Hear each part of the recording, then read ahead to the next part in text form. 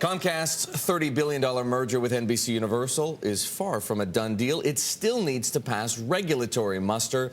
And the big question is, what conditions will those regulators impose? Bloomberg's Lindsey Arent has more for us from Washington. Lindsey, why don't we start with this? Where do things stand with the merger approval right now?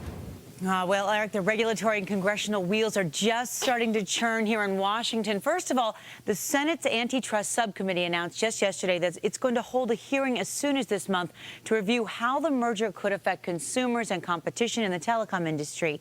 The key concern for lawmakers and regulators will be with some 24 million cable customers. Comcast is clearly a huge player in distribution, but it also owns some or part of cable properties.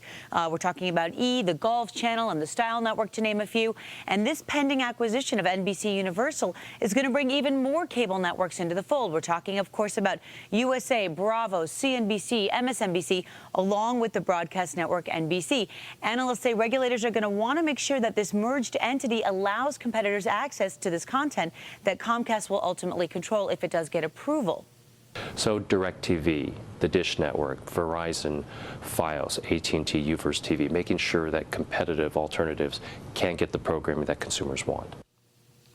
As analysts estimate, this will take about 9 to 12 months for this entire regulatory review process. At the end of the day, it's not guaranteed, Eric, but most analysts seem to think they will pass muster with regulators. Lindsey, what might some of the sticking points for the FCC commissioners be?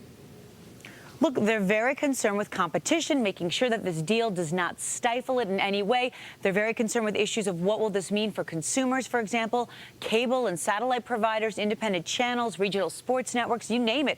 But one of the key issues for them will be online video providers. What does this mean for the future of television going forward? Right now, the FCC's jurisdiction over online content is not cemented by any means. And there is the hope that sort of the guideposts that get established by the recommendations and regulations made by the FCC ultimately, well, that will eventually create some sort of framework for governing this large online content space going forward. Betty? Okay, Lindsey, thank you. Lindsey Arent in D.C.